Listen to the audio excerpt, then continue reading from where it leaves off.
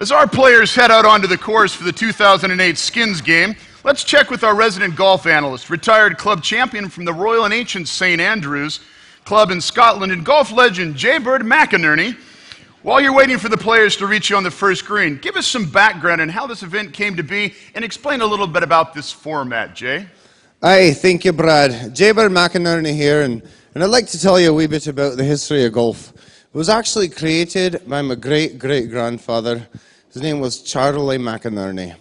Now, Charlie had grown a bit tired of playing games where he had to throw big logs and wear a wee little kilt, and so he just decided that he wanted to create his own game.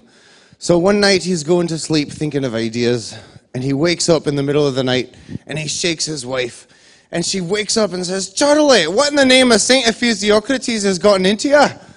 And he says, "Woman, you've got to listen. I've just had the greatest idea for the most beautiful game in the world. We're going to take and we're going to hit a wee little ball down into a gopher hole with a stick." And she's like, "Oh, well, that sounds kind of like pool." And he's like, "Ah, no, woman, you've got it all wrong. No, the game's going to be played on the ground, and we're not going to use a straight stick. We're going to use a little crooked, jacked up one." And she's like, "Oh, sort of like croquet then." And he says, "No, no, woman, no, get that out of your head, no. We'll put the hole hundreds of yards away." And she says, "Oh, kind of like a bowling kind of thing, right?" And he's like, "No, no. Okay, listen, we're going to put crap in the way, all right? Like trees and bushes and high grass so that your ball gets stuck.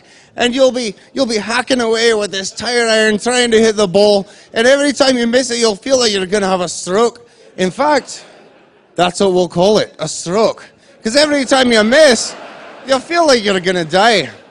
And then, here's the beautiful part.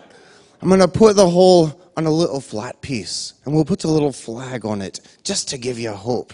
But then, on one side, I'll put a sandbox, and on the other side, a big pool, just to mess with your ball some more. You'll be swinging and hacking away in the sand." And she's like, "Charlie, I think that this is going to take a while, you know, so you're probably only going to be able to get through this one time." And he said, "Are you kidding me, woman? We're talking about Scotsmen here. We're going to do it 18 bloody times." Thanks, Brad. Back to you. Thank you very much, Jay.